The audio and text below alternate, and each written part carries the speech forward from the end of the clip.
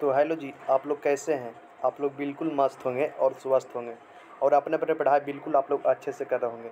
तो आज आप लोग को लेकर आ गए हैं पॉलिटेक्निक का फिजिक्स और केमिस्ट्री का क्या, फिजिक्स और केमिस्ट्री का वीवीआई ऑब्जेक्टिव क्या, वीवीआई जो ऑब्जेक्टिव जो आप लोग को एग्ज़ाम में 2025 का एग्ज़ाम में आप लोग को पॉलिटेक्निक में पूछा जाएगा।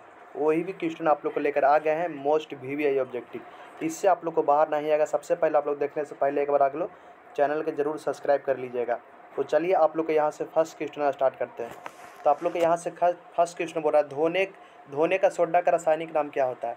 धोने का सोडा का रासायनिक नाम क्या होता है? सोडियम क्लोराइड होता है, सोडियम कार्बोनेट होता है, सोडियम बाइकार्बोनेट होता है, कैल्शियम कार्बोनेट होता है। तो आप लोग के यहाँ से कैल्शियम कार्बोनेट होता है। तो आप लोग के यहाँ से हो जाएगा डी इज़ द बिल्कुल राइट आंसर। क्या हो जाएगा? डी इज़ द आप लोग को राइट आंसर हो जाएगा।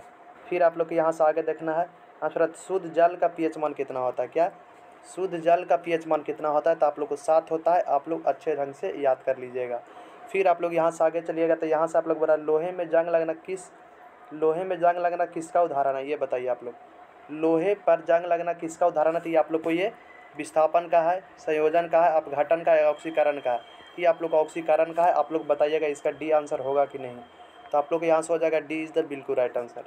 फिर आप लोग यहाँ चलेगा निम्नलिखित में से कौन सी ऊष्मा, यहाँ से बोल रहा है आप लोग को निम्नलिखित में से कौन सी एक ऐसी ऊष्माशोषी अभिक्रिया है, जैसे श्वसन हो गया, प्राकृतिक गैस एवं दहन हो गया, चूने पत्थर का अपघटन हो गया, कि अम्ल और क्षार की अभिक्रिया हो गया। तो यहाँ से बोल रहा है निम्नलिखित में से कौन सी एक ऊष्माशोषी अभिक्रिया है?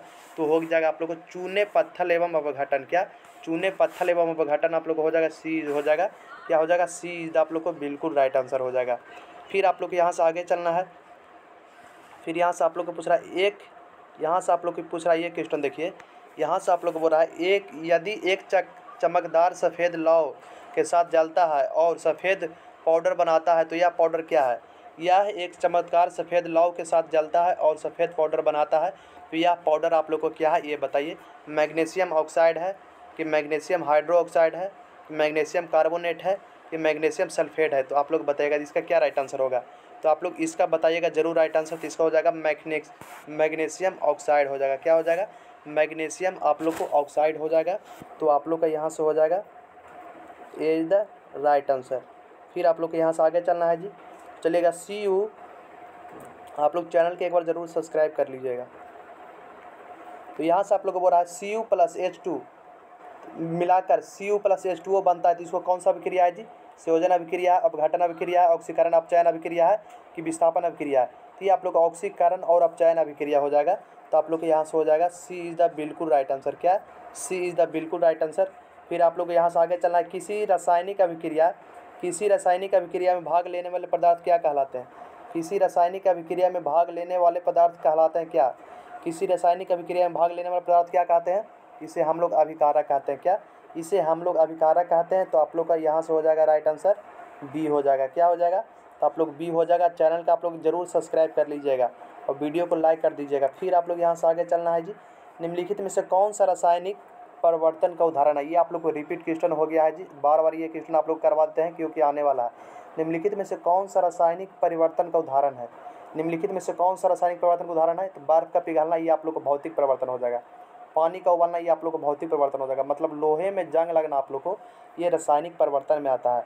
तो आप लोग को यहाँ से हो जाएगा सी इज़ द बिल्कुल राइट आंसर। फिर आप लोग को यहाँ से आगे चलना है जी। फिर यहाँ से आप लोग को ये बताना है, यहाँ से आप लोग देखिएगा Pb + NO3 के (2 + 2Kl से इतना बनता है तो किस प्रकार का अभिक्रिया है? तो द्विव विस्थापन अभिक्रिया। देखिएगा इधर वाला उधर चेंज हो गया है, ये द्विव विस्थापन अभिक्रिया है। यहाँ से आप लोग को हो जाएगा सी इज़ द बिल्कुल राइट आंसर।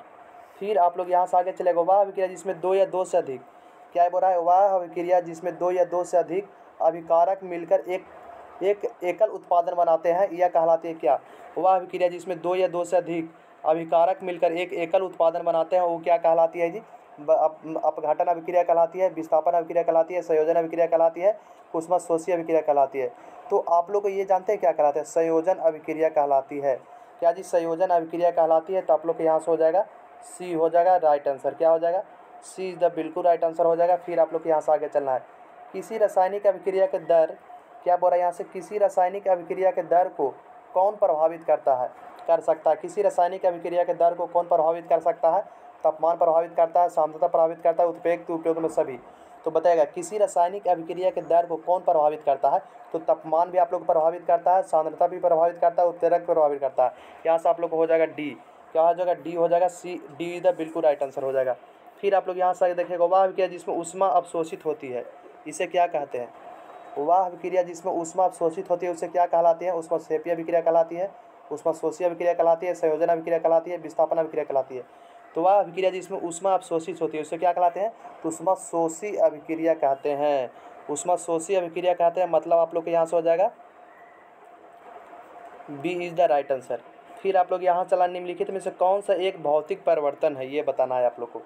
निम्नलिखित में से कौन सा एक भौतिक परिवर्तन है। आप लोग रासायनिक परिवर्तन बहुत बताए हैं, अब आप लोग को बताना यहाँ से निम्नलिखित में से कौन भौतिक परिवर्तन है। भोजन का पचना, फलों का पकना, पानी का वाष्पीकरण होना, दूध का दही बनना। तो आप लोग को यहाँ से बोला भौतिक परिवर्तन, तो यहाँ पे आप लोग को भौतिक परिवर्तन हो जाएगा फलों का पकना। तो आप लोग को यहाँ से हो जाएगा क्या हो जाएगा, बी इज़ द बिल्कुल राइट आंसर हो जाएगा। क्या, बी इज़ द बिल्कुल राइट आंसर। आप लोग चैनल को सब्सक्राइब नहीं किए हैं तो चैनल को सब्सक्राइब कर दीजिएगा। अब पूरा जाके वीडियो देखिए, जितना हम आप लोग को पॉलिटेक्निक के वीडियो बनाए जाके आप लोग पूरा देख लीजिएगा।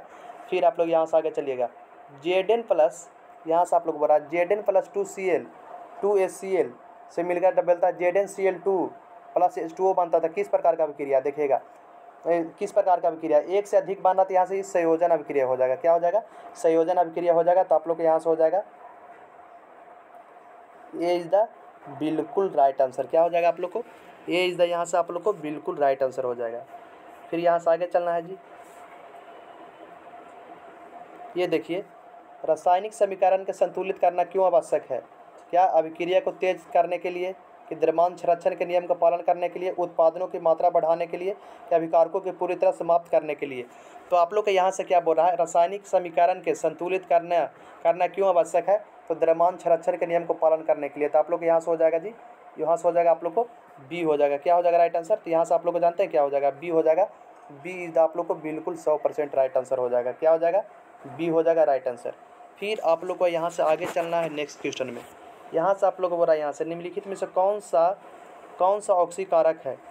निम्नलिखित में से कौन सा ऑक्सीकारक है जी। तो H2 ऑक्सीकारक थोड़ी है जी, Na ऑक्सीकारक थोड़ी है। तो H2 में ऑक्सीजन थोड़ी है, Na में ऑक्सीजन थोड़ी है सोडियम में, और Zn में ऑक्सीजन थोड़ी है जिंक में। तो आप लोग को हो जाएगा O2 हो जाएगा। क्या हो जाएगा, O2 हो जाएगा। यहाँ से आप लोग पूछ रहा था निम्नलिखित में से कौन सा एक ऑक्सीकारक है। तो आप लोग को हो जाएगा सी। क्या हो जाएगा, सी हो जाएगा, मतलब O2 हो जाएगा राइट आंसर।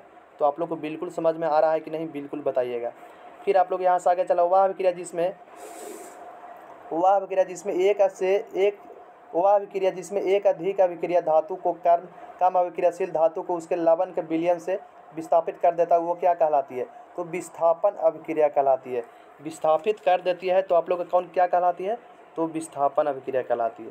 तो बताइएगा आप लोग को समझ में आया कि नहीं। तो आप लोग को बिल्कुल समझ में आ रहा होगा। फिर आप लोग को यहाँ से आगे चलना है। क्या, फिर आप लोग यहाँ से आगे चलना है, सिल्वर क्लोराइड का रंग क्या होता है।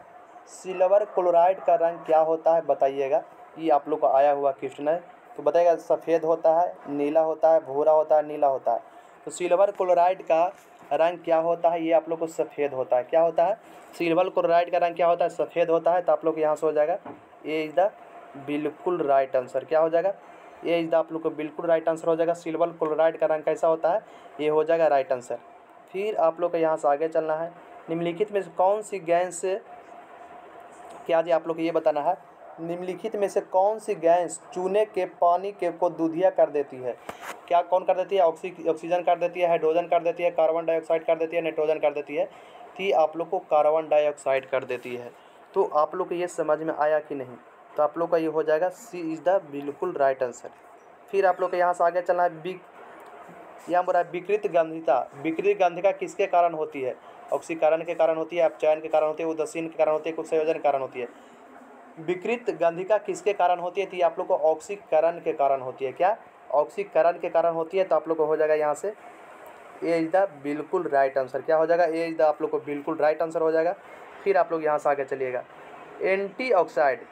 क्या यहाँ से बोल रहा है आप लोग को, ये देखिएगा, एंटीऑक्साइड मतलब प्रति ऑक्सीकारक खाद्य पदार्थों को खराब होने के कैसे बचाते हैं। तो ऑक्सीकरण को रोककर, क्या ऑक्सीकरण को रोककर बचाते हैं। तो आप लोग के यहाँ से हो जाएगा बी। क्या हो जाएगा आप लोग को ऑक्सीकरण को हो जाएगा यहाँ से बी हो जाएगा राइट आंसर। फिर आप लोग यहाँ से आगे चलेगा बोला पीएच स्केल की सीमा क्या होती है। क्या पीएच स्केल का सीमा क्या होती है। तो देखिए ये पीएच स्केल आप लोग को है, यहाँ से आप लोग को रहता है इसमें 0 से आप लोग को 14 अंक तक रहता है, 0 से 14 अंक तक रहता है। तो आप लोग को हो जाएगा यहाँ से सी हो जाएगा 0 से 14 तक। फिर आप लोग यहाँ से आगे चलेगा, यहाँ बोला उदासीनीकरण अभिक्रिया क्या बनाते हैं। उदासीनीकरण अभिक्रिया क्या बनाता है आप लोग बताइएगा। अम्ल और क्षार बनाते हैं, लवण और पानी बनाते हैं, धातु और हाइड्रोजन बनाते हैं कि अधातु और ऑक्सीजन बनाते हैं। और उदासीनीकरण अभिक्रिया क्या बनाते हैं तो लवण और पानी बनाते हैं प्यारे बच्चों। तो आप लोग के लिए समझ में आ रहा होगा नहीं कि आप लोग के लिए इतना मेहनत कर रहे हैं, तो आप लोग एक बार चैनल जरूर सब्सक्राइब कर लीजिएगा और वीडियो को लाइक कर दीजिएगा। आप लोग को मैथ का भी ऑब्जेक्टिव जल्दी लेकर आ रहे हैं और आप लोग को गेस्ट पेपर लेकर आएंगे। अभी आप लोग को क्वेश्चन करवा रहे हैं मीडियम, फिर आप लोग को हार्ड क्वेश्चन करवाएंगे। अगला आप लोग इतना समझ जाइएगा तो आप लोग को फिर हार्ड क्वेश्चन लेकर आएंगे जो पॉलिटेक्निक एग्जाम में पूछा जाएगा। अभी आप लोग करवा रहे हैं बेसिक क्वेश्चन जो पॉलिटेक्निक एग्जाम में आने का थ्योरी में ऑप्शन है, जो अपने आप लोग को गेस्ट पेपर से क्वेश्चन करवाएंगे, मॉडल सेट से करवाएंगे। आप लोग चैनल सब्सक्राइब कर दीजिएगा, वीडियो को लाइक कर दीजिएगा जरूर आप लोग। फिर आप लोग यहाँ से आगे चलिएगा, निम्नलिखित में से कौन सा एक प्रबल अम्ल है। निम्नलिखित में से कौन सा एक प्रबल अम्ल है ये बताइएगा। ये Cl होता है, ये Cl का हम लोग बोलते हैं हाइड्रोक्लोरिक अम्ल के भी नाम से जानते हैं जी। तो आप लोग का यहाँ से हो जाएगा सी हो जाएगा। क्या हो जाएगा बच्चों, सी इज द बिल्कुल राइट आंसर हो जाएगा। फिर आप लोग यहाँ चला अम्लीय वर्षा का पीएच मान कितना होता है। अम्लीय वर्षा का पीएच मान कितना होता है ये बताइए। 7 से अधिक होता है, 7 से कम होता है, ठीक 7 होता है, 7 14 होता है। तो अम्लीय वर्षा का मान 7 से कम होता है। क्या 7 से कम होता है। तो आप लोग के यहाँ से हो जाएगा बी इज द प्यारे बच्चों राइट आंसर हो जाएगा। आप लोग को बिल्कुल समझ में आ रहा होगा। फिर आप लोग यहाँ से आगे चलिएगा, बेकिंग सोडा का रासायनिक सूत्र क्या है। बेकिंग सोडा का रासायनिक सूत्र क्या है जी, NaSCO3 है। तो आप लोग का यहाँ से हो जाएगा ए हो जाएगा बिल्कुल राइट आंसर।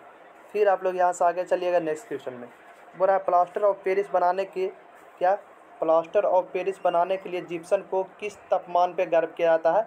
तो ये आप लोग कराया जाता है 100 डिग्री सेल्सियस पर भी करवाइएगा तो 373 पर भी आप लोग करवाइएगा तो आप लोग को सही हो जाएगा। तो मतलब यहाँ से डी हो जाएगा आप लोग को 100 डिग्री सेल्सियस भी आप लोग को हो जाएगा जिप्सम को। और जिप्सम का ZnSO4 होता है, ये याद रखिएगा। जिप्सम का फार्मूला क्या होता है आप लोग याद रखिएगा। तो आप लोग का यहाँ तक समझ में आया कि नहीं। तो आप लोग का यहाँ तक समझ में आ गया होगा तो आप लोग को नेक्स्ट क्लास में आप लोग को लेकर आएंगे फिजिक्स का क्वेश्चन लेकर आएंगे मोस्ट VVI जो आप लोग को 2025 एग्जाम में पूछा जाएगा। तो आप लोग को अच्छा लग रहा है तो चैनल को सब्सक्राइब कर दीजिएगा, वीडियो को लाइक कर दीजिएगा, पूरा जाकर वीडियो देखिए। फिर आप लोग को 10-15 रोज में आप लोग को मॉडल सेट पेपर करवाएंगे। तो चलिए प्यारे बच्चों आज मेरा क्लास इतना ही तक रहता है, चलिए बाय।